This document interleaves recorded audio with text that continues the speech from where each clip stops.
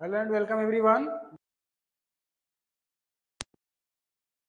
हमारा सेशन एक नया सब्जेक्ट एनिमल हस्बेंड्री। ठीक है, हम लोगों ने पिछले में हमने एग्रोनॉमी और हॉर्टिकल्चर के सब्जेक्ट को कवर किया।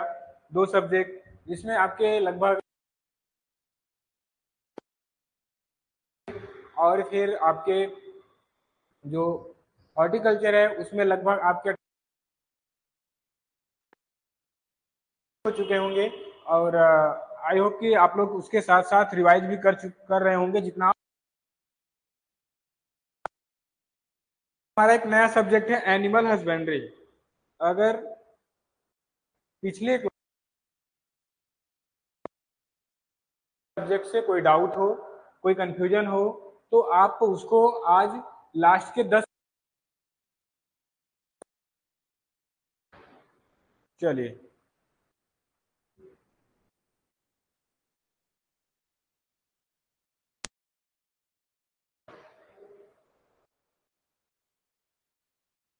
चलिए ठीक है, नेक्स्ट चलता। तो सब्जेक्ट कवर कर लिया, आज हमारा तीसरा सब्जेक्ट है। ठीक, और सारी चीजें जो हैं अगर का है वो, अगर वे सब्जेक्ट आपको रिवाइज करने हैं तो एक बार आप लेक्चर जरूर देखिए जो रिकॉर्ड, उनको भी देख लीजिए। ठीक है, इससे क्या होंगे आपके जितने भी डाउट या कंफ्यूजन जो भी होंगे सारे। तो डेली क्लास में आप लास्ट से 10-5 मिनट जो मैं टाइम देता हूँ उसमें आप डिस्कस कर लीजिए। ठीक, तो कोशिश किया कीजिए कि बीच में डाउट को डिस्कस ना कीजिए। ठीक, इससे क्या होती है क्लास डिस्टरबेंस होती है, डिस्टरबेंस हो जाती है। ठीक, तो इन चीजों का विशेष ध्यान दीजिए। चलिए आज हम पढ़ते हैं, देखेंगे। ठीक है, जो कुछ हमारे बेसिक तथ्य हैं, कुछ फैक्ट हैं, उनको देखेंगे। पहला, एनिमल मीन्स क्या होता है? एनिमल हुआ, और दूसरा क्या हुआ?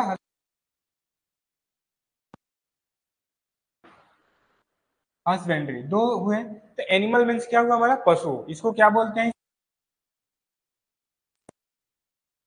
बोल सकते हैं। और फिर हस्बेंड्री मीन्स क्या होता है? हस्बेंड्री मीन्स क्या होता है? उन्हें पालन करना, उन्हें करने वाला, जो उनको पालता है उसको क्या बोलते हैं? हस्बेंड्री बोलते हैं। इसको क्या बोलते हैं? पालन करने वाला। तो क्या हो गया? एनिमल हस्बेंड्री, जो पशुओं को क्या बोलते हैं? एनिमल हस्बेंड्री बोला जाता है उन्हीं को। ठीक है, वे क्या होते हैं? पशुओं को पाल। और जैसे कुछ है, एनिमल हस्बेंड्री की पर्पज क्या होती है? पशुपालन, यानी पशुपालन पर्पज है। अगर हम काऊ से देखें तो क्या होता है हमारा? मेन तौर पर समांतर मिल्क प्रोडक्शन के लिए। और फिर नेक्स्ट क्या यूज, पर्पज से भी इनको यूज किया जाता है। जो हमारे काऊ है, दो पर्पज से यूज किए जा रहे हैं। किससे? और जो हुआ मीट पर्पज। ये दोनों क्या हुए? एक तरह से देखा जाए तो इन दोनों से इकोनॉमिक, मार्केट में सेल करके, मीट जो यूज करते हैं मीट को भी सेल करके। अगर देखा जाए एनिमल हस्बेंड्री पर्पज, ठीक, अगर पूरे एनिमल हस्बेंड्री की पर्पज देखा जाए, उद्देश्य क्या है, तो उनसे क्या होता है? ये क्या होते हैं? उनके उद्देश्य होते हैं। ठीक, अब देखिए क्या होते हैं। अब तो हमारे क्या हो गया? बुफैलो। ठीक है, बुफैलो। फिर अब जनरली मीट तौर से हमारे गोट। ठीक है, गोट। फिर उसके बाद सीप, सीप। ठीक, गोट। चलिए, अंदिता क्या बोल रहे हैं? अंदिता अब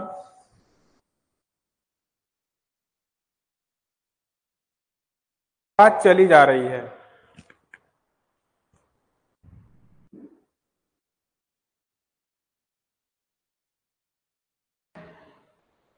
एक बार हम देख लेते हैं।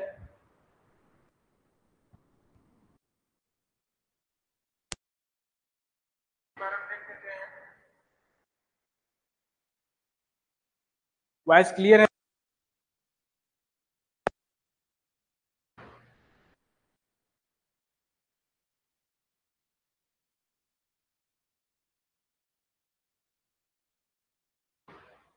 Please 1 minute.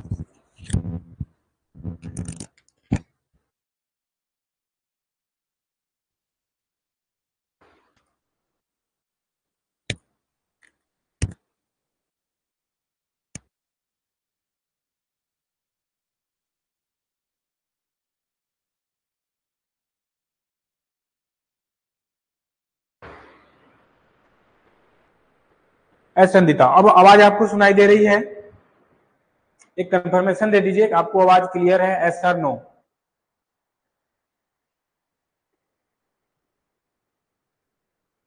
ओके, चलिए फिर चलते हैं नेक्स्ट। ये चीजें समझ में आई। काऊ जो हमारे एनिमल हस्बेंड्री जो होता है, इनका मेन पर्पज जो होता है, मेन उद्देश्य क्या होता है, इनसे इकोनॉमिक पर्पज से इनको किया जाता है। ठीक, जो हमारे आजकल फार्मर होते हैं, जो हमारे आजकल फार्मर है, किसान है, वे लोग क्या कर रहे हैं, इनका जो हमको इनको पालन कर रहे हैं, मिल्क प्रोडक्शन से कर रहे हैं। ठीक, तो उनका मेन पर्पज क्या है, इनसे पैसा अर्न करना, इनकम करना। ओके, चलिए।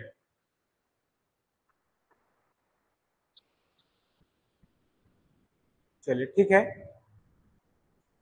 चीजें समझ में आई। इनका मेन पर्पज है काओ, बुफैलो, गोट, सीप, इन दोनों का मेन पर्पज क्या होता है हमारा, मीट करना। ठीक है, और फिर इनसे क्या होता है, फाइबर प्राप्त करना। ठीक है, फाइबर की चीजें भी पशुओं से हमें प्राप्त होती हैं। तो ये चीजें इनकी मेन पर्पज हुई। ठीक, और क्या हो गया, जैसे अब देख लेते हैं कुछ बर्ड्स में।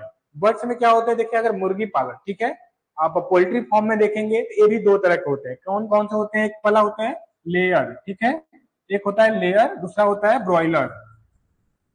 एक होता है लेयर और दूसरा क्या होता है, ब्रॉयलर। ठीक है, ब्रॉयलर लेयर जो होता है, या लेइंग के लिए, यानी एग उत्पादन के लिए, ये प्रोडक्शन के लिए यूज किया जाता है। किसके लिए, एग प्रोडक्शन के लिए।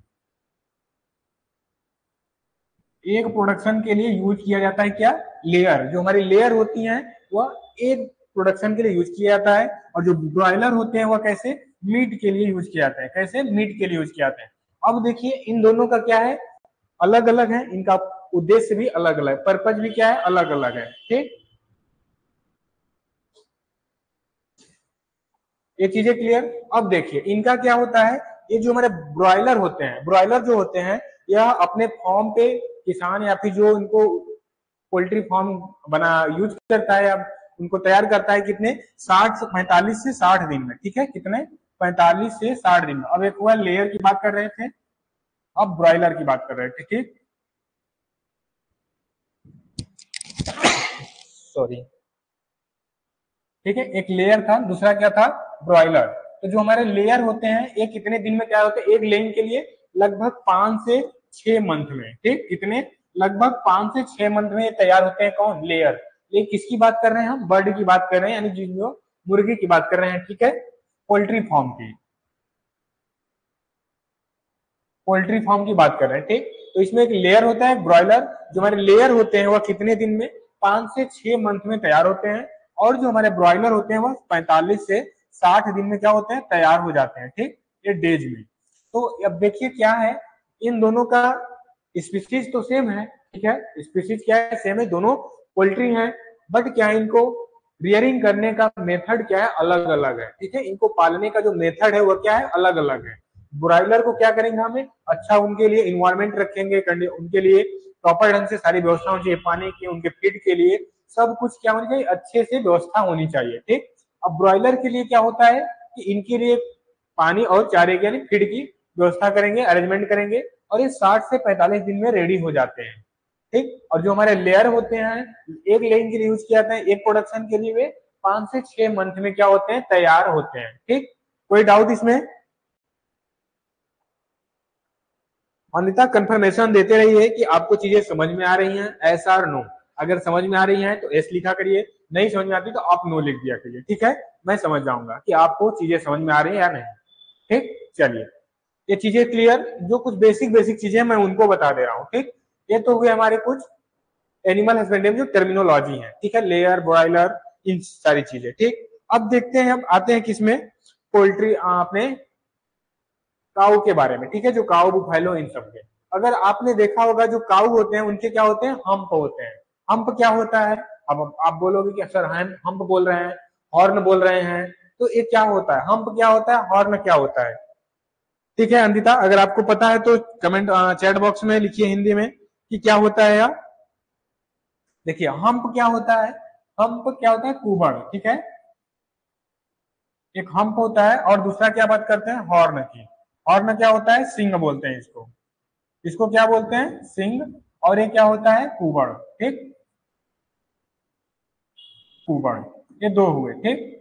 अब देखिए जो हम्प देखने को ज्यादातर मिलेंगी आपकी जो देसी ब्रीड होंगे, ठीक है, जो देसी ब्रीड होती है उसमें हम्प देखने को मिलता है, हम्प यानी कुबड़, जिसमें इसमें देसी ब्रीड जो होती है, देसी वैरायटी जो होती है काऊ की, उसमें देखने को मिलता है।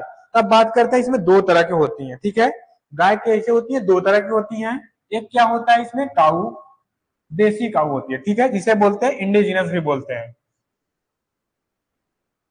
ठीक। एक क्या होती है, देसी काऊ, ठीक, इनके हम साइंटिफिक नेम भी आपको बताएंगे भी।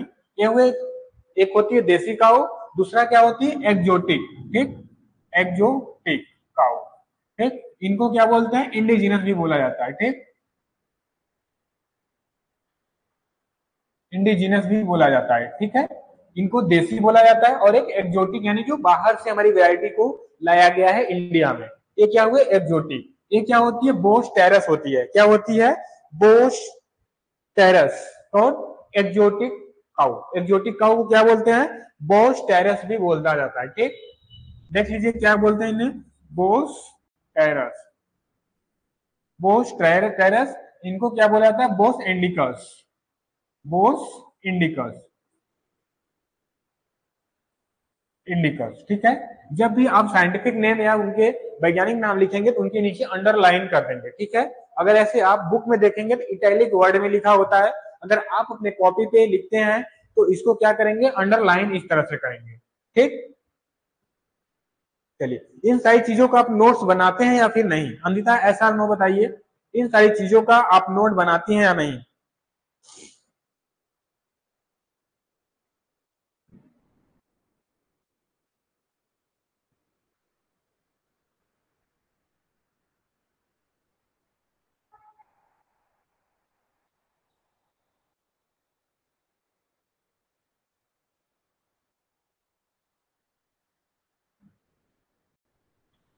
चलिए ये चीजें समझ में आई, हम्प क्या होता है, कुबड़, ठीक है, और इसमें किसमें, देसी में पाया जाता है, और कौन सी वैरायटी, दो वैरायटी होती है इसमें, दो ब्रीड होती है, ठीक है, एक देसी होता है और एक एक्जोटिक, यानी इंडिजिनस वैरायटी एक होती है और एक एक्जोटिक। इंडिजिनस जो होती है वो क्या होती है, बोस इंडिकस होती है, इनका जो साइंटिफिक नेम क्या होता है, बोस इंडिकस। एग्जाम में देखने को मिलता है कि इनके साइंटिफिक नेम क्या है या फिर अदर नेम क्या है, और जो हमारे एक्जोटिक है उनका क्या नाम, बोस टेरस, ओके। चलिए बोस टेरस और बोस इंडिकस दो होंगे।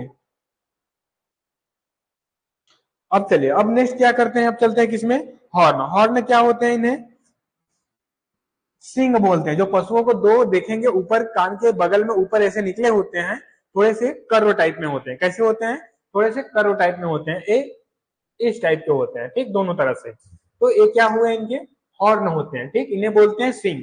इनको क्या किया जाता है पशुओं में, किसी किसी पशुओं में, यानी जो हमारे फीमेल काऊ होती है, ठीक है, काऊ तो फीमेल ही होगी, जो काऊ होती है जो यानी फीमेल काल्प होता है, बोल सकते हैं क्या, फीमेल काल्प बोलते हैं, यानी जो फीमेल काल्प होता है, बछड़ा होता है, उनके हॉर्न जो होते हैं रिमूव कर दिए जाते हैं बचपन में, उनके छोटे, मतलब कितने दिन में, 10 से 15 दिन, 8 से 10 दिन, या फिर 21 दिन के अंदर में ही क्या किए जाते हुए रिमूव कर दिए जाते हैं, ताकि देखने में क्या थोड़ी सी अच्छी लगती है, उनकी ब्रीड चेंज हो जाती है, और क्या होता है उनमें कुछ और इस तरह से देखने में थोड़ी अच्छी लगती है। तो क्या हुए, उनके हॉर्न इस पर्पज से उनके रिमूव कर दिए जाते हैं, ठीक, चीजें क्लियर,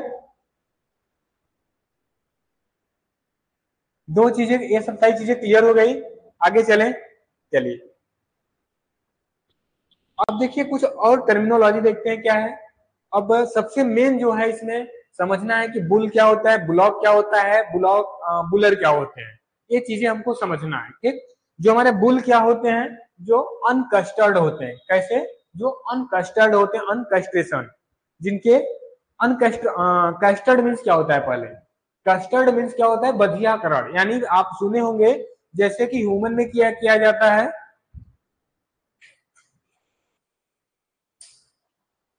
आप सुने होंगे जैसे कि किया क्या किया था ह्यूमन में, नसबंदी, जिसे बोलते हैं नसबंदी करना।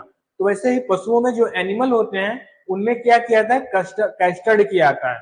कस्टर्ड क्या होता है? जो उनके टेस्टी होते हैं या फिर उनको क्या किया जाता है? उनको स्टॉप कर दिया, उनके फंक्शन को।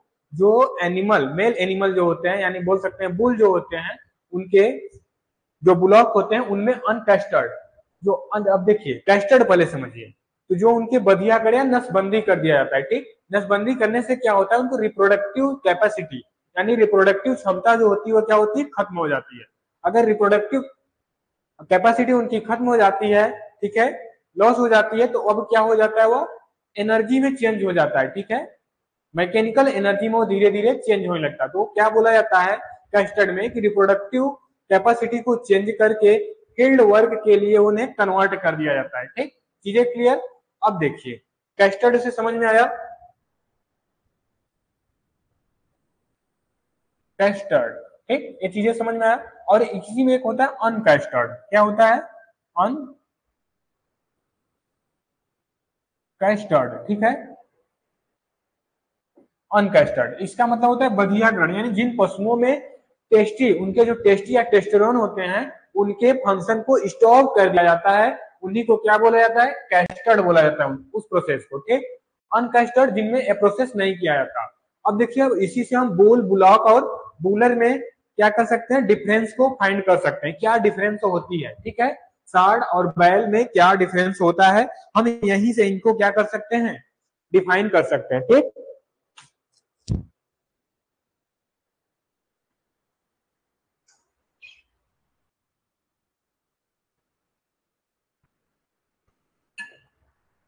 चलिए, ये चीजें समझ में आई। कैस्टर्ड अनकैस्टर्ड क्या है?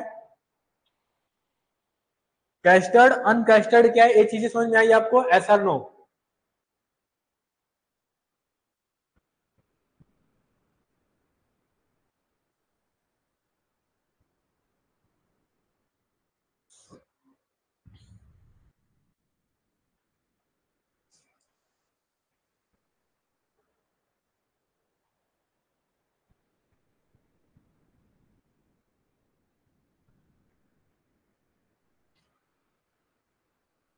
ठीक है, अगर समझ में आई तो अच्छी बातें हैं। अब देखिए क्या देखते हैं इसमें, अब इससे हम बुल, बुलॉक और बुलर में डिफाइंड। अब देखिए बुल क्या होता है? बुल क्या होता है? अनकैस्टर्ड, जिनका कि बधियाकरण नहीं किया था। क्यों नहीं किया था? क्योंकि ये रिप्रोडक्टिव के लिए यूज नहीं किया था, ठीक है। कैसे हैं? रिप्रोडक्टिव के लिए यूज किया जाते हैं। जो हमारे बुल होते हैं रिप्रोडक्टिव के लिए यूज किया जाता है, जो डेयरी में यानी मिल्क प्रोडक्शन के लिए इनको काऊ से मेल्टिंग कराने के लिए यूज किया जाता है। क्योंकि अगर ये इनको हम कैस्टर्ड कर देंगे तो ये क्या करेंगे? फील्ड वर्क के लिए यूज किया जाएगा। अगर अनकैस्टर्ड है, जिनका बधियाकरण नहीं किया गया है, तो ये मेल बीफ होते हैं, जिनको डेयरी एनिमल बोलते हैं, ठीक। तो उनको डेयरी फार्म में रखा जाता है या यूज किया जाता है। अब जिसे देखिए बुल का क्या काम होता है? रिप्रोडक्शन का काम करना, ठीक है। क्या होता है? रिप्रोडक्शन का काम करना। इनका मेन पर्पज क्या होता है इनको रखने का? जो हमारे काऊ होती है, जो हीट पीरियड, हीट पीरियड क्या होता है अब इसको समझेंगे। तो बाद में अभी इतना समझिए कि जो काऊ हमारी होती है हीट पीरियड में जब आती हैं, उनके हीट पीरियड को डिडक्ट करने के लिए या फिर आइडेंटिफाई करने के लिए बुल को रखा जाता है, ठीक है। उनके हीट पीरियड को आइडेंटिफाई करने के लिए कि काऊ हीट पीरियड में है तो उनको रखा जाता है, ठीक। अब आपको बोलोगे कि इसको पहचाना कैसे जाएगा कि काऊ हमारे हीट पीरियड में है, ठीक। अब हीट पीरियड में कैसे? जो काऊ, ठीक है, अगर जो काऊ आपके हीट पीरियड में है वह मेल की तरफ अट्रैक्शन ज्यादा उसकी होती है, ठीक। तो इससे वजह से क्या इनको रखा जाता है किसमें? पशुओं के, काऊ की जो हर्ड झुंड होती है, झुंड को क्या बोलते हैं? हर्ड बोलते हैं, ठीक। जो काऊ की झुंड होती है उसको क्या बोलते हैं? हर्ड बोला जाता है, ठीक। ग्रुप ऑफ काऊ, ये क्या हुआ? हर्ड। तो उनके हर्ड में बुल रखा है। अब बुल क्या होते हैं? अनकैस्टर्ड मेल। अगर आपसे कोई पूछे कि बुल क्या होता है तो आप क्या बोलोगे? अनकैस्टर्ड मेल ही क्या होता है? बुल होता है, ठीक। अब एक चीजें क्लियर। अब दूसरा क्या है हमारा? बुलॉक और स्टील।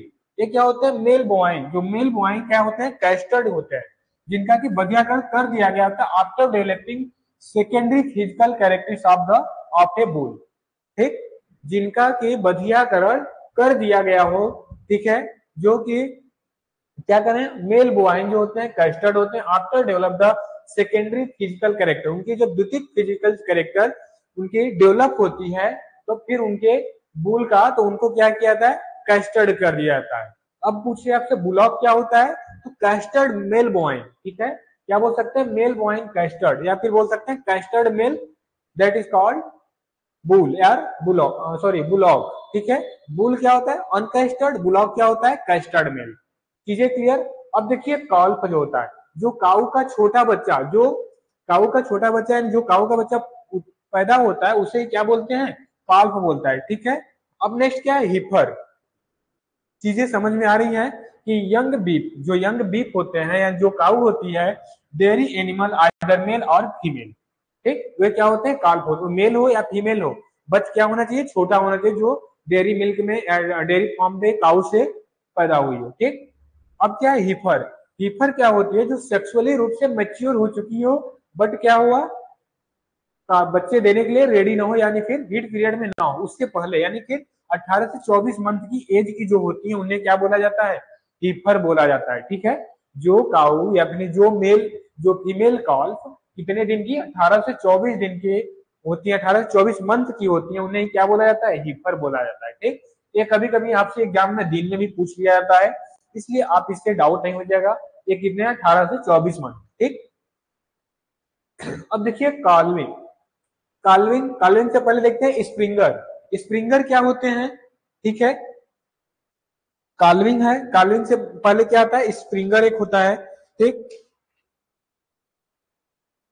तो स्प्रिंगर क्या होता है जो एडवांस प्रेगनेंसी दिखाती है, एडवांस प्रेगनेंसी यानी देखिए हीफर क्या है जो कि अभी यह क्या है मेल फीमेल बीफ है डेयरी एनिमल है that is not had the calf, जो कि बच्चा के लिए रेडी है जिसके पास बच्चा नहीं बोल सकते हैं। स्प्रिंगर क्या होती है जो एडवांस प्रेगनेंसी को शो करती है, एडवांस प्रेगनेंसी यानी अब देखिए काऊ में जो बच्चा पैदा करने की जो दिन होती है कितनी होती है 280 से 285 दिन, ठीक है, कितना 280 से 285 दिन के होते हैं, ठीक, 280 से 285 दिन की होती है, ठीक। ये चीजें क्लियर, ये चीजें याद रखिए कि जो काऊ में बच्चा देने की जो दिन होती है कितने दिन बाद बच्चा पैदा करती है वह कितना होता है 280 से 285 दिन, ठीक। ये चीजें क्लियर। एक तब फिर अब क्या होता है हिफर, चीजें क्लियर होगी। काल्विंग जो उनके बच्चा देने का प्रोसेस होता है the act of पार्चुलेशन in cattle, ठीक है, जो बच्चा देने की प्रोसेस होती है उन्हें काल्विंग कहते हैं, ठीक। अब देखिए इससे पहले एक होता है स्प्रिंजर। स्प्रिंजर क्या होता है जो एडवांस प्रेगनेंसी शो करता है काऊ में वो क्या होता है उन्हें स्प्रिंजर बोलते हैं, ठीक है। यानी कि जब उनके प्रेग्नेंट होने के 5 से 6 मंथ बाद जो काऊ होती हैं उनको क्या बोलते हैं स्प्रिंगर बोलते हैं, ठीक। जो बच्चा देती देती है उन्हें देने के लिए रेडी उन्हें काल्विंग बोलते हैं, बच्चा देती है जो, ठीक है। जब बच्चा दे रही है तो उस समय क्या उनके बोलते हैं काल्विंग बोला जाता है। चीजें क्लियर है।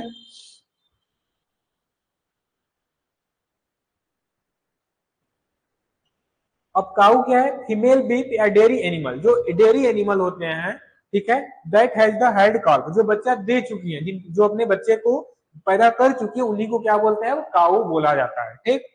चीजें क्लियर है अंकिता इतना, इस स्लाइड पे जो भी है ये सारी चीजें क्लियर है, अगर क्लियर नहीं है तो एक बार नोट रखिए।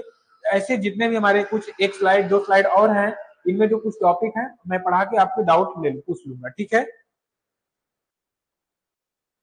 अब देखिए क्या आता है कास्टिंग आता है, क्या आता है इसमें कास्टिंग। अब कास्टिंग क्या होता है लिखा है it is throwing down the animal for various purpose.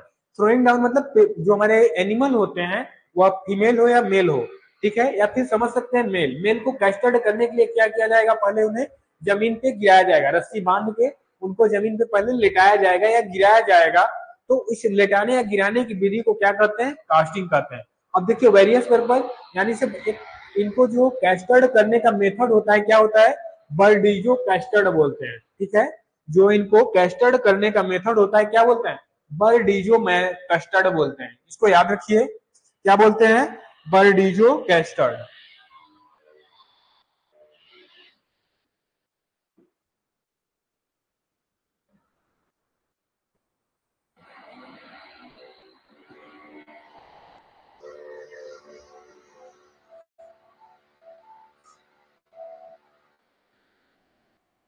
बर्डीजो castor, ठीक है। इन मेथड से इनमें कैस्ट्रेशन किया जाता है। कैस्ट्रेशन करने के लिए पशुओं को रस्सी फेंक कर उन्हें जब भूमि पर गिराया जाता है, जमीन पर लेटाया जाता है, इसी मेथड को क्या बोलते हैं इसमें, कास्टिंग बोला जाता है। क्या बोला जाता है, कास्टिंग बोला जाता है, ठीक।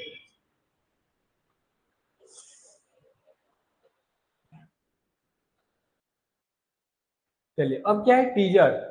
ऐसे बुल, बुल क्या होते हैं, रिप्रोडक्शन के लिए यूज किया जाता है, रिप्रोडक्टिव वर्क के लिए। अब क्या है कि bull use to detect the heat और एस्ट्रस फीमेल काउ। अगर जो काउ के हीट पीरियड को डिडक्ट करने के लिए, यानी कम करने, खत्म करने के लिए जो बुल का यूज किया जाता है, उन्हीं को क्या बोला जाता है, टीजर बोला जाता है, ठीक है। अब देखिए एस्ट्रस या फिर ओस्ट्रस सेम होता है, जो कि हर 21 20 से 21 दिन बाद पशुओं में होता है, ठीक है। या सेम होता है, फीमेल में सेम होता है। तो जो क्या होता है 20 से 21 दिन बाद जो रिपीट होता रहता है, ठीक है। तो इसी के बीच में जो हमारा हीट पीरियड आता है काऊ में, इसको डिडक्ट करने के लिए जिस बुल का यूज किया जाता है, उन्हीं को क्या बोला जाता है, टीजर बोला जाता है, ठीक है। क्या बोला जाता है उनको, टीजर बोला जाता है, ठीक। अब क्या है नेक्स्ट, स्प्रिंजर। स्प्रिंजर तो पहले ही बताया, एक female sign the advance pregnancy, मतलब जो एक एडवांस प्रेगनेंसी शो करती है, उन्हीं को क्या बोलते हैं, स्प्रिंजर। उनको क्या बोलते हैं, स्प्रिंजर बोलते हैं। यानी एडवांस प्रेगनेंसी बोले तो 6 से 7 मंथ की, ठीक है। 6 से 7 मंथ की जो प्रेगनेंसी शो करती दिखाती है, उन्हें स्प्रिंजर बोलते हैं। अब क्या है देखिए, सायर डैम। सायर डैम से क्या समझ सकते हैं, सर मैडम। इसको अगर आपको नहीं समझ में आया तो इसको क्या पढ़ सकते हैं, सर। इसको क्या पढ़ सकते हैं, मैडम पढ़ सकते हैं, ठीक।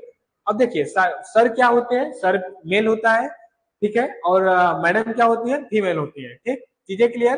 तो यही बोल रहा है कि जो हमारे शायर होते हैं, ठीक है, जो हमारा शायर होता है, the male parent of the calf. Calf का जो मेल पेरेंट होता है, जिनके द्वारा उन्हें क्या बोलते हैं, उन्हें मेल्टिंग करा के काल्प को पैदा उत्पन्न किया गया है, ठीक है, ठीक है, बॉर्न किया गया है, उनको क्या बोलते हैं, मेल पेरेंट। तो मेल पेरेंट को क्या बोलते हैं हम, शायर बोलते हैं, ठीक। डैम क्या होता है, द फीमेल पेरेंट, जिनसे बच्चा पैदा होता है, उन्हें क्या बोलते हैं, शायर डैम बोलते हैं, ठीक है। ये चीजें क्लियर।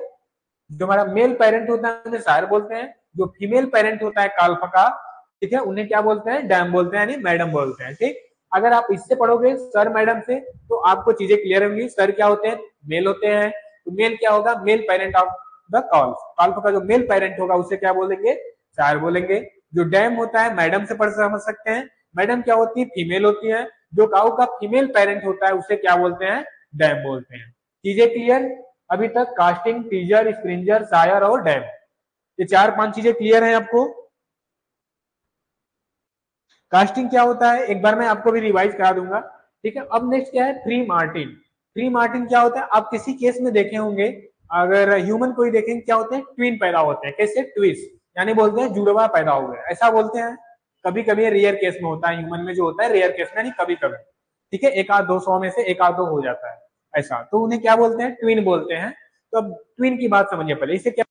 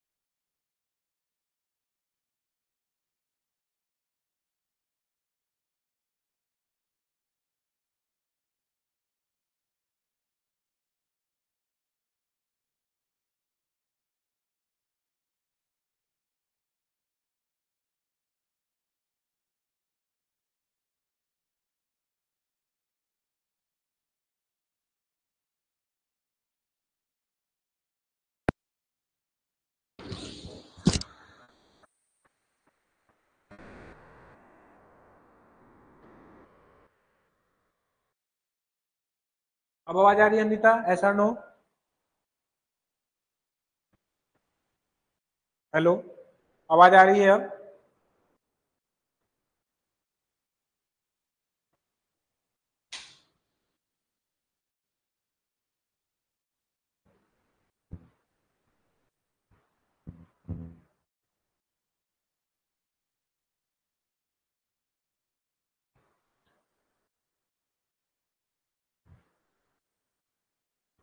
चलिए ठीक है, तब आवाज आने लगी तो देखिए हम क्या देख रहे थे, फ्री मार्टिन। फ्री मार्टिन क्या होता है, जैसे जब किसी भी एनिमल के, एनिमल यानी गोट या काऊ में ही, सॉरी गोट और शीप में ही ट्विन बच्चा पैदा होता है, ठीक है। जुड़वा जो पैदा होता है किसमें, चार दो तीन ऐसे किसमें होते हैं, गोट और शीप में।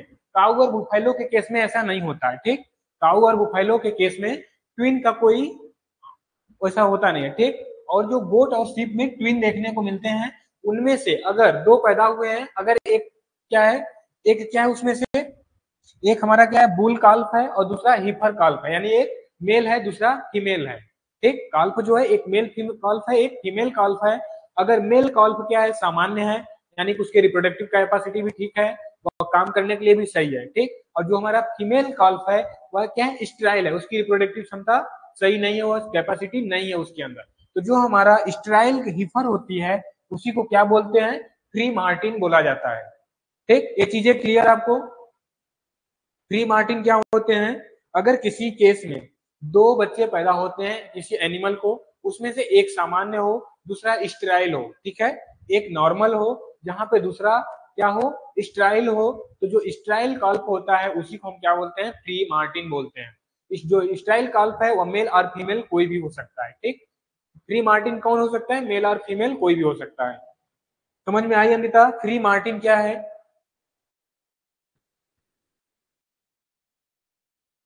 अब क्या है, कंसेप्शन रेट देखते हैं, ठीक। कंसेप्शन रेट क्या होता है, conception rate the measure of the cow fertility, यानी कि काउ को कितनी बार, ठीक है, कितनी बार उनको मेटिंग कराने पर वह प्रेगनेंसी को एडॉप्ट कर लेती है, ठीक है। कितनी बार उनको, जैसे कोई काउ हुआ एक बार में, एक बार उनको मेटिंग कराया गया, वो अपनी प्रेगनेंसी को, उनके हीट डिटेक्ट हो गए प्रेगनेंसी को, ठीक है, कवर कर ली, यानी एडॉप्ट कर ली। तो जैसे किसी काऊ की, अगर आप बताइए किसका कंसेप्शन रेट अधिक अच्छा होगा, अगर 100 बार, 100 पशु 140, ठीक है, 150 पशुओं कराया गया, उसमें से 100 का हुआ, ठीक, ठीक है, 150 कराया गया 100 का हुआ, यानी 100 का कराया गया 120 का हुआ। तो कंसेप्शन रेट किसका अधिक अच्छा है, ठीक है। आप बताइए कि कंसेप्शन रेट किसका अच्छा है यहाँ पे, ये बताइए कंसेप्शन रेट किसका अच्छा है। कंसेप्शन रेट क्या है कि किसी भी काऊ की कितनी बार मेल्टिंग कराने पर उन वो प्रेग्नेंट होती है, ठीक है, यानी प्रेगनेंसी होती है उनकी। जैसे किसी भी काऊ में, यहाँ पे लिखा है conception rate is the major cow fertility service और the success union male and female reproductive process, ठीक। मेल्टिंग का मतलब समझ में आ रहा है ना आपको, मेटिंग का मतलब समझ में आ रहा है, क्या वर्ड है मेटिंग, एस और नो। अगर चीजें नहीं समझ में आए तो आप पूछिए, ठीक है।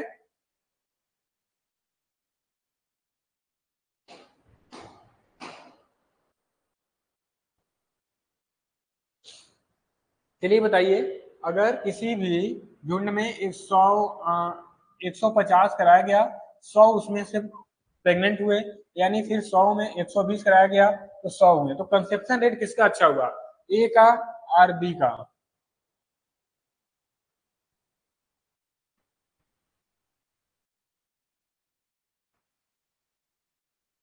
कंसेप्शन रेट नहीं समझ में आया, यानी कि जैसे कोई काऊ, अगर आपने कभी कभी देखा होगा, अगर पशुओं में, तो उनको जब सीमन लगाया जाता है तो एक बार सीमन लगता है तो वे क्या करती हैं, गर्भधारण नहीं करती, ठीक है, हिंदी लैंग्वेज में गर्भधारण नहीं करती।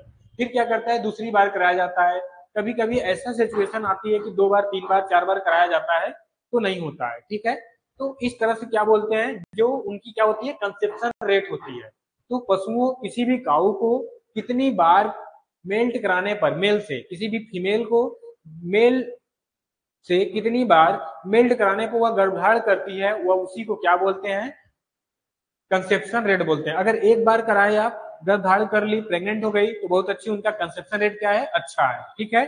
अगर दो बार कराया, तीन बार कराया, चार बार कराया, इस तरह से कराए तो क्या हुआ वे कि उनकी कंसेप्शन रेट जो है थोड़ी वह क्या है, वह कंसेप्शन रेट थोड़ी गड़बड़ है। ठीक है, आपको आई थिंक कि समझ में आ गया।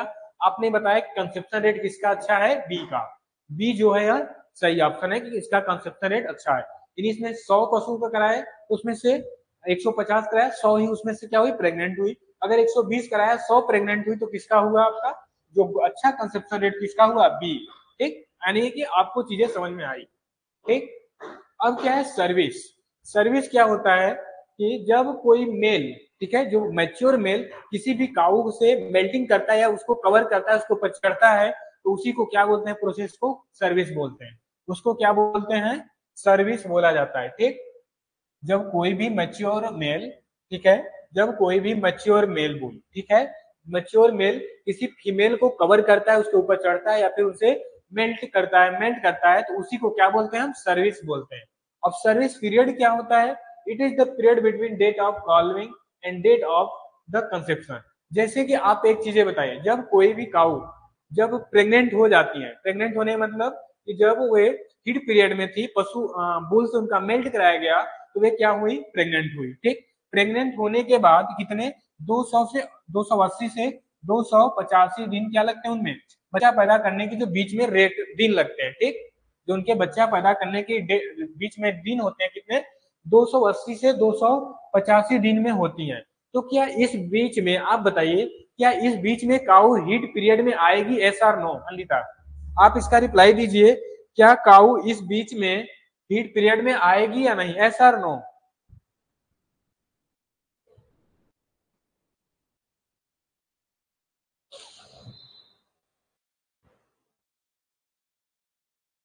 बात समझ में आई कि नहीं, मैंने क्या पूछा आपसे, जैसे कि जो काऊ होती है उनको बच्चा पैदा करने में जो टाइम लगते हैं, जो दिन लगते हैं, 280 से 285 दिन लगते हैं। तो क्या होता है, 280 से 285 दिन के बीच में वह काऊ हीट पीरियड में आएगी या नहीं। ठीक है, नहीं, ठीक है, तो आप ये चीजें समझिए कि वह हीट पीरियड में नहीं आएगी। ठीक, ये चीजें आपको क्लियर। अब बात क्या करते हैं इसमें आपको समझाने के लिए कि अब क्या है इसमें, जब वह बच्चा पैदा कर लेगी, ठीक है, जो काऊ है वह हमारी काल्प को बोर्न करेगी, जन्म दे देगी, तो फिर उसके बाद वह, यानी सपोज दैट कि आज क्या है, 11 सितंबर है। ठीक, क्या है, 11 सितंबर है। आज आपकी काऊ क्या की, बोर्न की, काल्विंग की। ठीक है, काल्विंग की यानी बच्चा पैदा की। ठीक है, बच्चा पैदा करने की प्रोसेस को क्या बताया था मैंने, काल्विंग बोलते हैं। तो आज वो काल्विंग की, तो क्या अब बताइए 20 दिन बाद, यानी कि 20 दिन बाद बोले तो क्या, अगले 1 अक्टूबर तक। ठीक, 1 अक्टूबर तक क्या यह काऊ फिर से हीट पीरियड में आएगी या नहीं, काल्विंग के बाद, after calving, after calving, after calving जब बच्चा पैदा कर लेती है, उससे 20 से 21 दिन बाद वह फिर हीट पीरियड में आएगी या नहीं। देखिए, जो क्लास में प्रेजेंस है सभी लोग बताइए।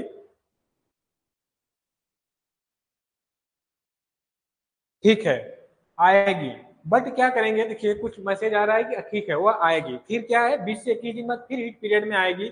बट क्या करेंगे उस समय, क्या करेंगे हम उसको सर्विस नहीं देंगे। ठीक है, यानी उसको मेल से या बुल से मेल्टिंग नहीं कराएंगे। कम से कम उसको कितने दिन का टाइम देंगे हम, 60 से 90 दिन का टाइम देंगे उसके काल्विंग के बाद। क्योंकि जब बच्चा पैदा करेगी काऊ, तो उसके दौरान उसमें क्या होगी, बहुत सारे न्यूट्रिशन यानी एनर्जी का उसके लॉस होगा। ठीक है, जब वो कॉल्विंग करेगी काऊ, तो उसके बॉडी से बहुत सारे न्यूट्रिशन, बहुत सारे उसके एनर्जी का लॉस होगा। उसको मेंटेनेंस करने में 60 से 90 दिन की टाइम दिया जाता है, ताकि वह काऊ अपने आप को अच्छे से कवर कर पाए, जो उसके न्यूट्रिशन, ठीक है, लॉस हुए हैं, एनर्जी जो लॉस हुई है, उन इतने दिन का उसको क्या दिया, टाइम दिया जाता है। जो उसके हीट पीरियड को डिडक्ट नहीं किया जाता, 60 से 90 दिन के पहले, उनके कालविंग के 60 से 90 दिन के पहले उन्हें काउ बुल से मेल्ट नहीं कराया जाएगा। ठीक है, उनको नहीं, बुल के पास नहीं, सांड के पास उसे नहीं ले जाया जाएगा, क्योंकि उसमें क्या है, उतनी अभी कैपेसिटी नहीं है कि वह दोबारा अपने बच्चे को जन्म देने के लिए रेडी है। ठीक, तो क्या करेंगे, जो बीच में उसके कालविंग के बाद, उसके जब बच्चा जन्म पैदा करने के बाद जो उसको बीच में टाइम दिया जाता है, ठीक है, बुल से मेल्ट कराने के लिए, उसी को क्या बोला जाता है, सर्विस पीरियड। अगर आपसे कोई पूछे कि काऊ का सर्विस पीरियड कितना होता है, तो क्या होता है, 60 से 90 दिन। चीजें क्लियर। आई होप कि कोई डाउट नहीं होगी। सर्विस पीरियड समझ में आया कि नहीं? सर्विस पीरियड समझ में आया या नहीं, ऐसा नो? ठीक है, समझ में आया तो अच्छी बात है। ठीक, चलिए अब क्या है, नेक्स्ट चलते हैं। जेस्टेशन पीरियड क्या बोलते हैं? It is the process period of developing inside the womb between conception birth. ठीक है, जो प्रेग्नेंट होने से बच्चा देने तक के बीच की जो दिन होती है उन्हीं को क्या बोलते हैं? जेस्टेशन पीरियड बोलते हैं। यह कितने दिन का होता है? बार बार मैंने बताया कितने, 280 से 85 दिन। 285 प्लस माइनस भी हो जाता है कभी कभी। ठीक, 5 प्लस भी हो सकता है, 5 माइनस भी हो सकता है। अगर 5 प्लस हुआ तो 290 हो जाएगा, अगर 5 माइनस हुआ तो 280 दिन होगा। ठीक, बस यही होगा। तो जो हमारा जेस्टेशन पीरियड होता है वही क्या होता है? 280 से 290 दिन। किसी भी एकाऊ की बात किया, किसी भी एनिमल में बच्चा देने के प्रेगनेंसी से बच्चा देने तक के बीच, प्रेग्नेंट होने से बच्चा देने तक के बीच का जो टाइम होता है उन्हीं को क्या बोलते हैं? जेस्टेशन पीरियड बोलते हैं। क्या बोलते हैं? जेस्टेशन पीरियड बोलते हैं। ठीक, ठीक है, चीजें समझ में आ गई। अब क्या है नेक्स्ट? लैक्टेशन पीरियड है। अब क्या है? लैक्टेशन पीरियड, इसे क्या बोलते हैं? अब देखिए लैक्टेशन पीरियड क्या होता है। जैसे आप देखे होंगे जब एनिमल, ठीक है, जब काऊ प्रेग्नेंट बच्चा देने के बाद, काल्विंग करने के बाद क्या करती है, उसके जो थन होते हैं, ठीक है, उसमें क्या आता है? मिल्क आना यानी दूध आना स्टार्ट हो जाता है। ठीक, ऐसा सेम फीमेल में भी होता है। जब फीमेल भी बच्चा पैदा करती है तो उसके बाद उसके जो ब्रेस्ट होते हैं उसमें मिल्क आना यानी दूध आना स्टार्ट हो जाते हैं। ठीक, जो कि अपने बच्चे के लिए फीडिंग का काम करती है। ठीक, उसी से क्या करती है वह, अपने जो काल्प है, एनिमल जो है उसे अपने काल्प को फीडिंग के लिए यूज करती है। ठीक है, तो यही बोल रहा है कि जो अब क्या कर रहा है कि this indicates the duration time female animal produce the milk after giving birth, this period the varies from the animal to animal. यानी हर पशुओं में अलग अलग दिन होता है। ठीक है, अलग अलग टाइम पे होता है कि मतलब जैसे काऊ क्या हो गई कि वह जब बच्चा देने के लगभग कितने महीने तक, 8 7 8 महीने, 6 महीने, 10 महीने तक क्या करती है? बच्चा दूध देती है। तो जो दूध देती है इतने दिन में, 300 200 200 दिन, 300 दिन कुछ देती है, तो इन दिनों को क्या बोलते हैं? लैक्टेशन पीरियड बोला जाता है। जितने तक वह काल्विंग होने के बाद जब तक दूध देती हैं, ठीक, उन दिनों के बीच की जो दिन होती है उन्हीं को क्या बोला जाता है? लैक्टेशन पीरियड बोला जाता है। ठीक, चीजें क्लियर? लैक्टेशन पीरियड समझ में आया अनिता? एस और नो?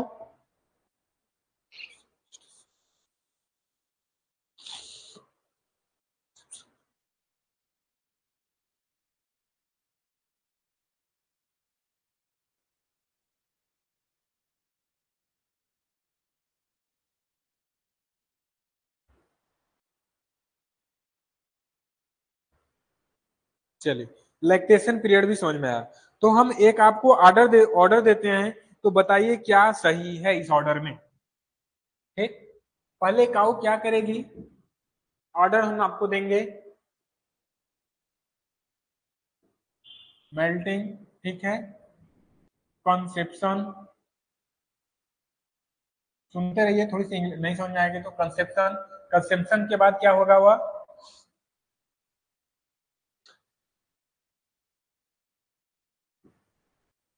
जेस्टेशन, जेस्टेशन के बाद लैक्टेशन। ठीक, दो चीजें। अब एक ए, ऑप्शन ए हुआ।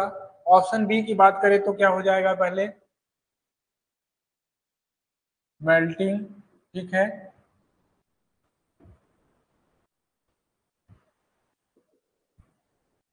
जेस्टेशन, ठीक, कॉन्सेप्शन, कॉन्सेप्शन, और फिर क्या है? लैक्टेशन।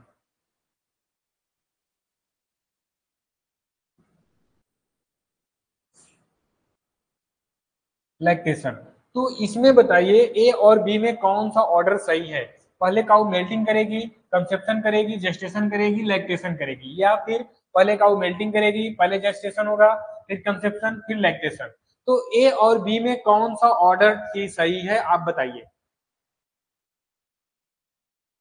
गुड गुड गुड, बहुत अच्छी बात है, आपको समझ में आया। आई थिंक कि जितना मैंने अभी पढ़ाया उतना आपको समझ में आया। पहले काउ क्या करेगी? मेल्टिंग करेगी, फिर क्या होगा? कंसेप्शन होगा, कि वह प्रेग्नेंट हुई या नहीं हुई, कितनी बार में हुई, ये चीजें देखी जाएगी। ठीक है, तो उससे उसका कंसेप्शन रेट क्लियर होगा। फिर क्या होगा, नेक्स्ट जेस्टेशन होगा। ठीक है, जेस्टेशन क्या होगा कि वह कितने दिन बच्चा पैदा करने में टाइम ले रही है, वह उसका क्या हो गया, जेस्टेशन हो गया। फिर वह कितने दिन बाद दूध दे रही है, कितने दिन तक दूध दे रही है, उन दिनों के बीच को क्या बोलेंगे हम, लैक्टेशन पीरियड बोलेंगे। ठीक, ये चीजें क्लियर। तो एक बार आपको सारा चीजें क्लियर रिवाइज करा देते हैं, आइए।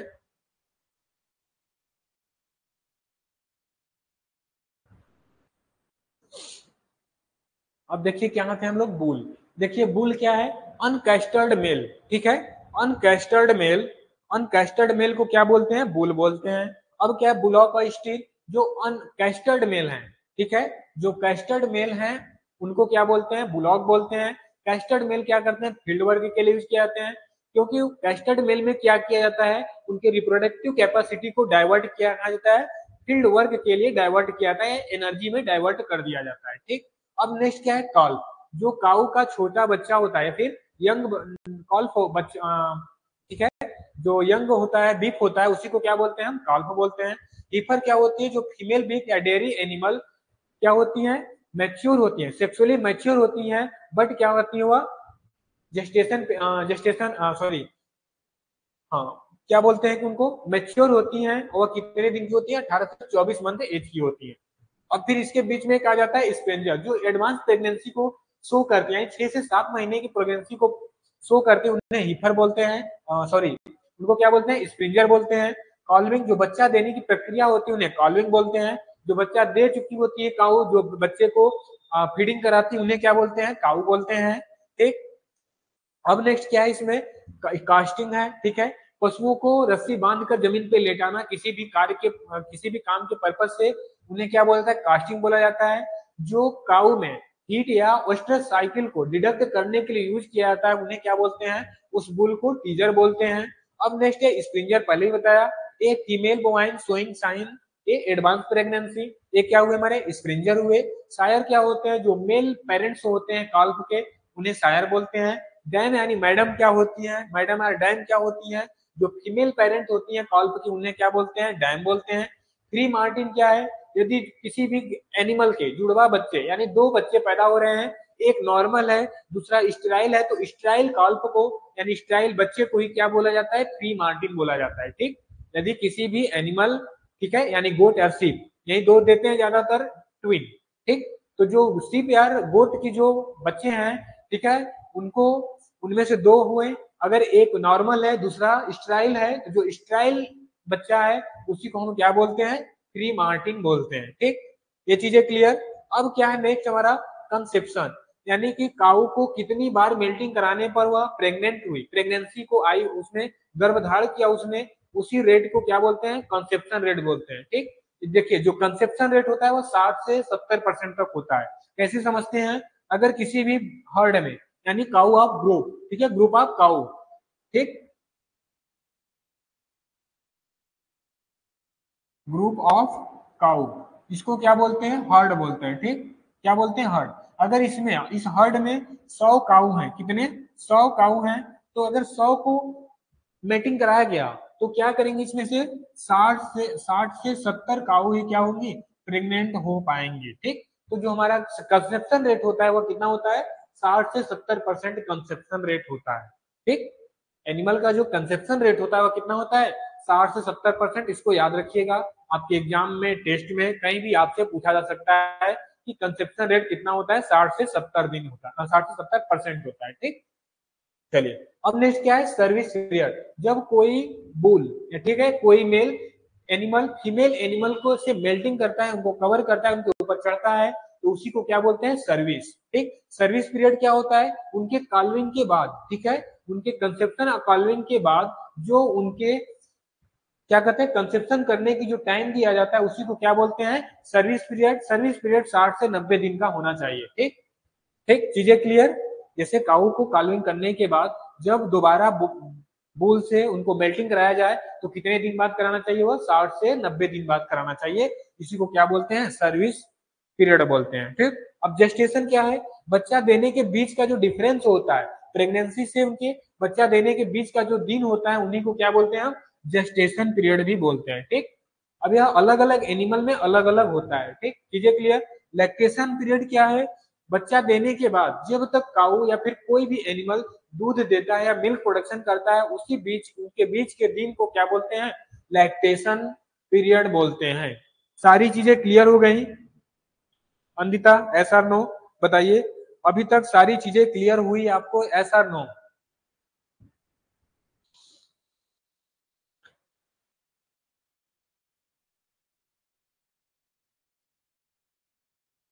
यस, चलिए तब सारी चीजें क्लियर है, बहुत अच्छी बात है। अब नेक्स्ट चलते हैं इसके आगे। ठीक,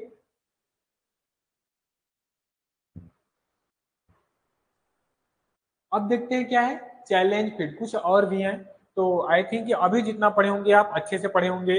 आज कोशिश करते हैं कि आज के स्लाइड में हम आपको पूरा बता के जाए। ठीक, हाँ, बर्डीजो कैस्टर्ड क्या हो? अब एक इम्प्लीमेंट है। बर्डीजो क्या है? एक इम्प्लीमेंट है, इंस्ट्रूमेंट है जो कि उन्हें कैस्टर्ड करने के लिए यूज किया जाता है। ठीक, मैं आपको बर्डीजो कैस्टर्ड दिखा दूंगा। ठीक है,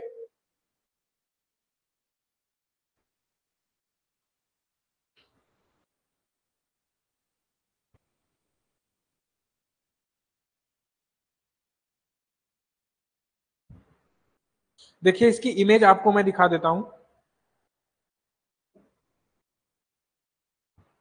आप देख पा रहे होंगे, ये देखिए क्या है, बर्डीजो कैस्टर्ड इम्प्लीमेंट है। ठीक, आपको दिख रहा है क्लियर?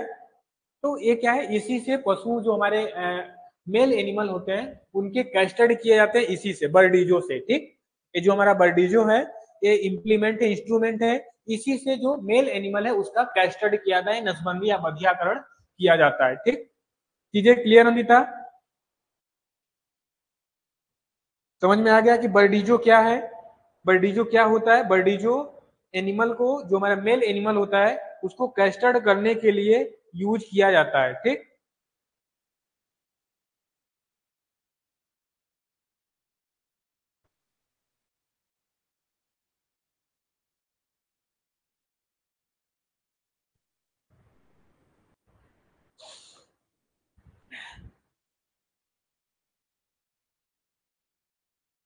ठीक है, समझ में आ गया आई होप। सिंपल लैंग्वेज में समझिए कि बर्डीजो क्या है, या पशुओं के जो मेल एनिमल होता है उसको कैस्टर्ड करने के लिए एक इंस्ट्रूमेंट है जो यूज किया जाता है। ठीक, क्योंकि पहले क्या थे, पहले कुछ अलग तरीके से किए जाते थे जिससे पशुओं को बहुत ही प्रॉब्लम होती थी। ठीक, बहुत उससे तकलीफ होता था, दर्द उनको बहुत ज्यादा होता था। फिर क्या किया गया, जो उनके ऐसे इंस्ट्रूमेंट तैयार किए गए जिससे पशुओं को आसानी से जमीन पे लेटाकर जिसे कास्टिंग करके आराम से उन्हें बर्डीजो कैस्टर्ड से कैस्ट्रेशन कर दिया जाता है। पशु को थोड़ी बहुत नॉर्मली दर्द होती है। ठीक, तो इससे क्या होता है, उनको राहत भी मिलती है। ओके, चलिए अब क्या है next, challenge feeding. Challenge feeding क्या होता है? ठीक, the practice feeding the higher level of concentrate, ठीक है, to challenge the cow reach the maximum milk production. ठीक, अब देखिए दो चीजें, अब फूड के बारे में पढ़ते हैं। ठीक, अब देखिए क्या होता है, फूड फीड में क्या फर्क है, डिफरेंस है, बता सकते हैं? आप लोग बता सकते हैं फूड और फीड में क्या डिफरेंस है? एक होता है फूड, ठीक, एक होता है फूड, ठीक, और दूसरा के बाद क्या करते हैं, फीड। ठीक, दो चीजें हैं, एक फूड है, दूसरा फीड। फूड क्या होता है, जो हम लोग यूज करते हैं यानी ह्यूमन जो यूज करते हैं उसको फूड बोलते हैं। जो एनिमल के लिए यूज किया जाता है चारे के लिए, उनको खाने के लिए, उसे फीड बोला जाता है। ठीक, जो एनिमल यूज करते हैं उन्हें क्या बोला जाता है, फीड। जो ह्यूमन यूज करते हैं उन्हें क्या बोला जाता है, फूड बोला जाता है। ठीक, कोई डाउट इसमें? आई होप कोई डाउट नहीं होगा। ठीक है, चलिए ये चीजें क्लियर। अब बात करते हैं चैलेंज फीडिंग। चैलेंज फीडिंग, यही हम फीड बोलते हैं ना इसमें, तो इसीलिए मैंने आपको पहले बताया फूड और फीड में क्या डिफरेंस है। नहीं तो आप पूछोगे सर क्यों फूड क्यों नहीं बोल सकते, फूड क्यों नहीं बोल सकते, इसको फूड नहीं बोल सकते।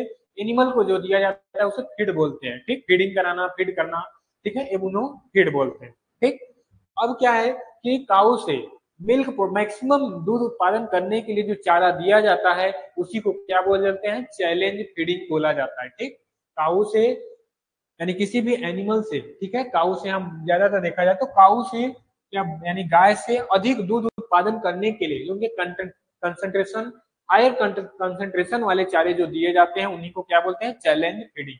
अब बोलेंगे कंसंट्रेट फीड क्या होते हैं? कंसंट्रेटेड फीड्स क्या क्या मतलब है, ऐसे फीड जिसमें 18% से कम क्या हो कर्ड फाइबर 18% से कम हो, और क्या बोल रहा है कि जो टोटल डाइजेस्टिव न्यूट्रिएशन, टीडीएन का मतलब क्या होता है, total digestive nutrition, total digestive nutrition TDN, note कर लीजिएगा अगर नहीं समझ में आ रहा है तो, टोटल, ठीक है, डाइजेस्टिव न्यूट्रिएशन, ठीक है, न्यूट्रिएशन, जो टोटल डाइजेस्टिव न्यूट्रिएशन है वो कितना होना चाहिए, 60% से अधिक होता है, तो उसको क्या बोलते हैं, कंसंट्रेट्स ग्रेन और कंसंट्रेट्स बोलते हैं। इसमें क्या आता है, ग्रेन, ऑयल केक यानी खली, ग्रेन बाई प्रोडक्ट, जो दाने से, चारे से जो दाने बने होते हैं, ठीक है, जो प्रोडक्ट बने, जैसे पशु आहार एक आती है, उसमें क्या होते हैं, कुछ ग्रेन मिले होते हैं, इस अलग अलग तरीके से जो प्रोडक्ट बने होते हैं ग्रेन से, ठीक। अब दूसरा क्या है, रफेज की बात करते हैं। रफेज, रफेज क्या होता है, जिसमें मिनिमम 18% कर्ड फाइबर होता है और मैक्सिमम टीडीएम 70% होता है, ठीक। जिसमें क्या करा है कि मिनिमम 18% तक कर्ड फाइबर होता है, मैक्सिमम 70% तक उसमें टीडीएम होता है, ठीक। चीजें क्या, इसे क्या बोलते हैं, रफेज बोलते हैं। इसमें क्या आता है, हे साइलेज फूडर, ठीक। साइलेज क्या होता है, जो हमारे हरे क्रॉप को, हरे चारे को काट कर, ठीक है, हार्वेस्ट करके उन्हें स्टोर किया जाता है, ठीक है, वो क्या होते हैं, हमारे साइलेज तैयार किए जाते हैं। अब क्या हे एंड साइलेज की बात करते हैं, ठीक। Hay is a grass the cut, जो हमारे ग्रास होते हैं उन कट किया जाता है, dry and store by human to use the future. जो हे होता है, हरे ग्रास को कट किया जाता है, फिर उन्हें ड्राई करके उन्हें स्टोर किया जाता है ह्यूमन द्वारा, फ्यूचर में पशुओं के यूज के लिए, ठीक। अब साइलेज की बात करते हैं। साइलेज और ग्रासेज और अदर ग्रीन प्लांट, ग्रास या फिर कोई अदर ग्रीन प्लांट को क्या किया जाता है, उनको कट करके स्टोर किया जाता है बिना सुखाए हुए, ठीक। देखिए, हे और साइलेज में थोड़ी सी डिफरेंस है, हे और साइलेज में क्या है, थोड़ी सी डिफरेंस है।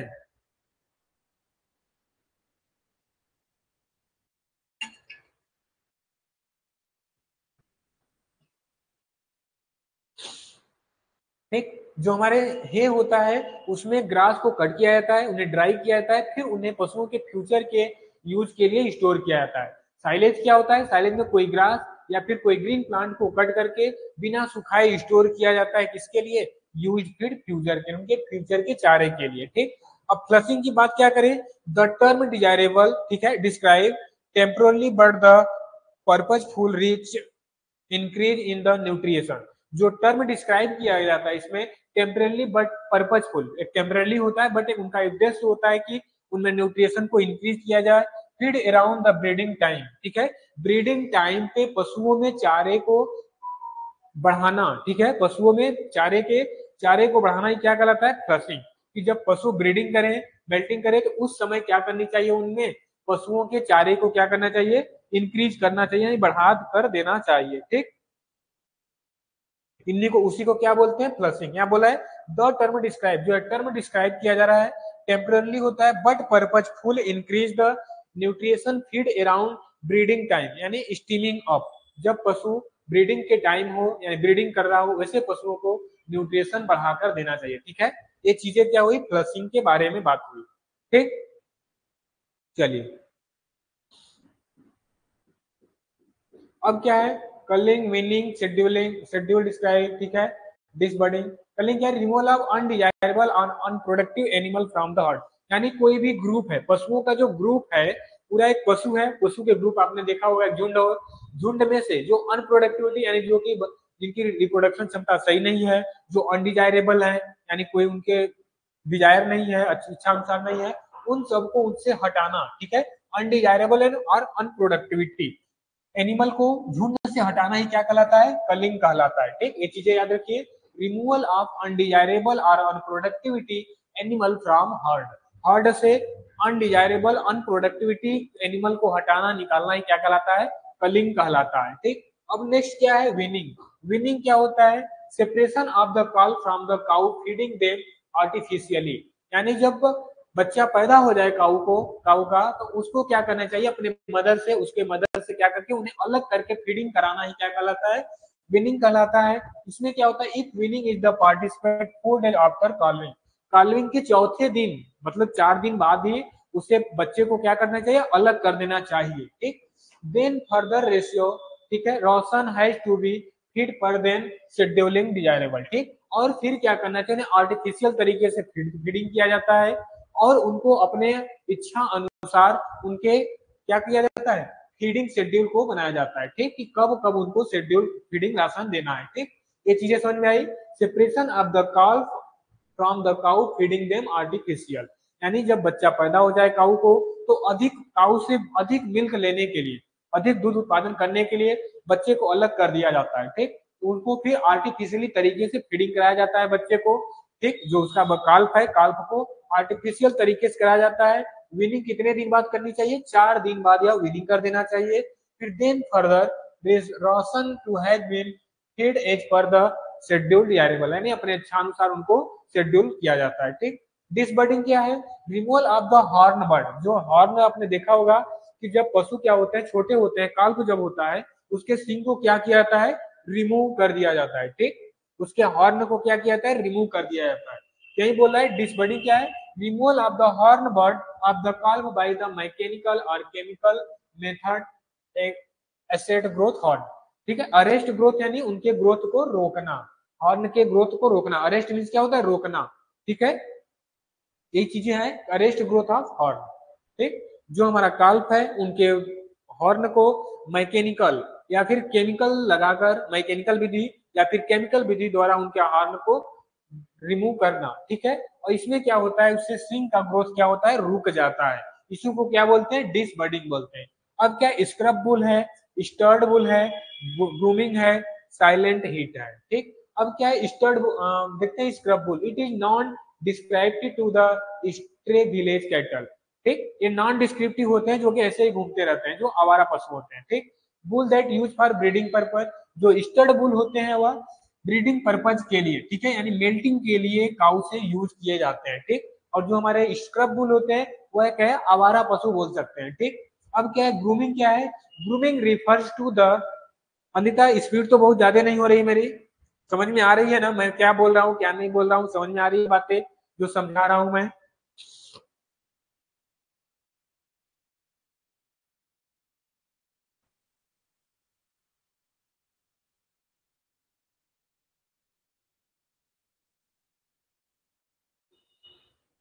ओके चलिए ठीक है। क्या बात करें, grooming. Grooming refers to the process cleaning animal so their coat are free dust dirty major. जैसे ग्रूमिंग क्या होता है, पशुओं की सफाई करना, उनके लाना धुलाना, उनके डस्ट जो है उन सबको हटाना, उनमें जो मैन्योर, ठीक है, जो सारी चीजें उनको इन सबको क्लीन करना, साफ करना, पशुओं को क्या कहलाता है, ग्रूमिंग कहलाता है, ठीक। अब क्या है, साइलेंट हीट की बात करते हैं। इस सब स्ट्रेस और साइलेंट हीट इन कैटल किसमें आता है, ये पशुओं में आता है, कैटल में आता है। It is define the lack of behavioural, ठीक है, स्ट्रेस सिम्टम, जो इनके स्ट्रेस सिम्टम या स्ट्रेस साइकिल होते हैं, हीट पीरियड जो आता है, ठीक है, स्ट्रेस साइकिल कितने दिन का होता है, 28 दिन टोटल। ऐसे देखा जाए तो 20 से 21 दिन टोटल चक्र देखा जाए तो स्ट्रेस साइकिल जो होता है वह 28 दिन, ठीक। Although the genital organ the undergo normal cyclic changes, इसमें कुछ हार्मोनल, हार्मोन की वजह से चेंजेस देखने को मिलते हैं। वह क्या होते हैं, पशु हीट पीरियड में आते हैं बट क्या करते हैं, वह बोलते नहीं है, ठीक। कुछ काऊ, कुछ एनिमल जो होते हैं हीट पीरियड में आने के बाद बहुत तेजी से बोलते हैं। हीट पीरियड जनरली किसमें देखने को मिलता है, या बुफैलो में देखने को मिलता है। किसमें मिलता है, बुफैलो यानी भैंस में, ठीक। फिर क्या कहे, the incidence the silent heat varies from the 10% to 14% win by different herd. मतलब एक ग्रुप में लगभग 10 से 40% तक साइलेंट हीट देखने को मिलता है, ठीक। किसी भी ग्रुप में पशुओं के 10 से 40%, यानी 100 पशु हैं एक ग्रुप में, तो उसमें 10 से 40 पशु ऐसे होंगे जिसमें साइलेंट हीट आता है, ठीक। जो हीट पीरियड में आएंगे बट उनको पता नहीं चलेगा, उनको अगर जब तक अच्छे से केयर ना किया जाए, ध्यान ना दिया जाए, ठीक। सारी चीजें क्लियर हैं अभी, चलिए ये चीजें क्लियर हैं तो अच्छी बातें हैं, समझ में आ रही हैं तो।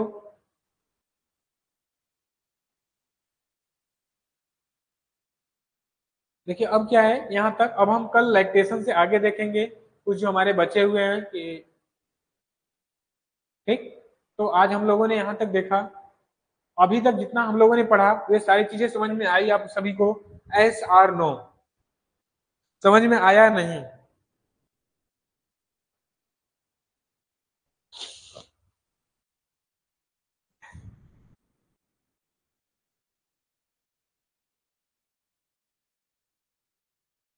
कोई डाउट हो तो अभी आप पूछ लीजिए, इसमें अभी अभी आज जितना आप पढ़े हैं, ठीक, कोई भी डाउट, किसी भी तरह के डाउट आ रहे हो आपको,